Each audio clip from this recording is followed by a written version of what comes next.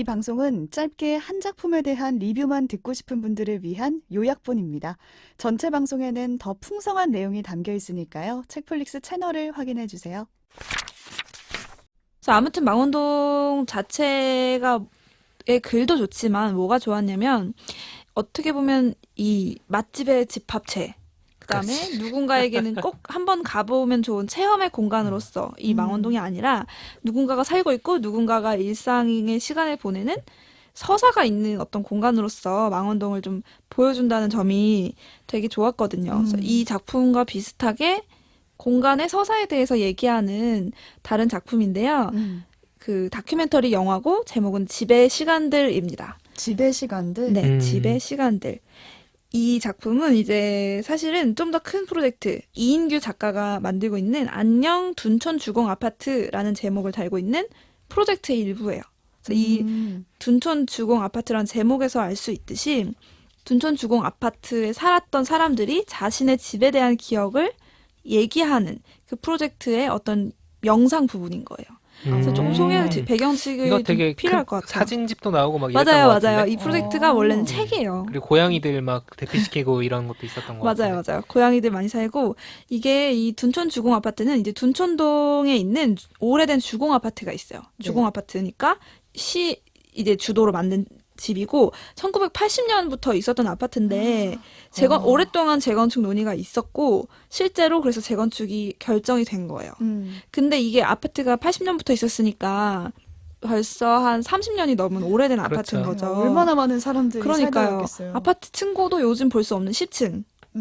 그리고 아파트에 되게 큰 나무와 녹지가 있는 서울시에서는 이제는 찾기 어려운 그런 대규모 아파트 단지고요. 녹지가 막 있는 그런 아파트 단지고 그래서 여기가 이제 이 아파트가 오래된 만큼 이 아파트에 오래 세월 동안 살아온 사람들이 있잖아요. 그래서 이 주민 중에 한 사람인 이인규 작가가 이 아파트가 계속 재건축 논의가 있었기 때문에 진짜 재건축을 할 줄 몰랐는데 진짜 재건축이 확정되면서 언젠가 없어지는구나. 근데 너무 아쉬운 거예요, 그게. 그래서 이 아파트의 어떤 그 추억과 기억을 언제든지 다시 볼 수 있게 기록하자라는 의미에서 시작된 프로젝트고 책으로 기록을 하기 시작했어요. 사진과 글로 그 놀이터라던가 아파트의 집이라던가 나무라던가 이런 것들을 기록하는 가운데 이제 원래 건축이나 그 가정의 모습들을 담는 다른 작가, 라야 작가와 합작을 해서 이 영상으로 만든 부분이 바로 이 집의 시간들이라는 제목입니다. 없어지고 나면은 거기 살았던 사람들이 그러니까요. 그거 보면서 되게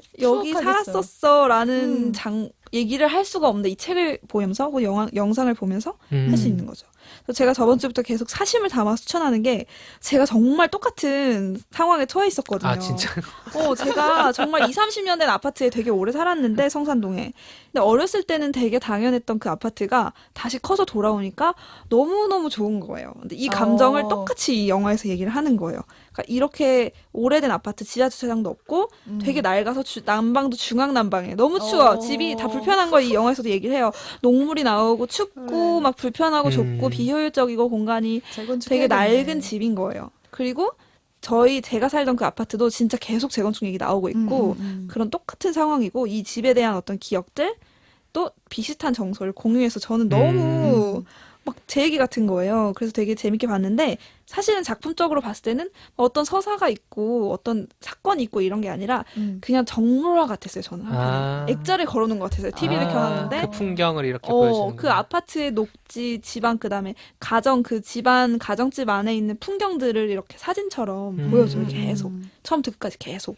어떻게 보면 지루할 수도 있어요. 그 뭐 요즘 배경음악도 벽난로만 잔잔하고 10시간씩 보기도 한다는데. 그러니까요. 그래서 이거는 사실은 어떤 스토리를 기대하고 보는 게 아니라 그 아파트에 대한 사람들의 기억을 담담하게 나레이션으로 이렇게 인터뷰를 해요. 어린 사람들도 있고 나이 든 사람도 있고. 그래서 이 아파트에 대한 처음 왔을 때의 기억, 그다음에 이 아파트의 좋은 점, 추억 이런 것들을 다 차분하게 늘어놓는데 아련한 그 그러니까.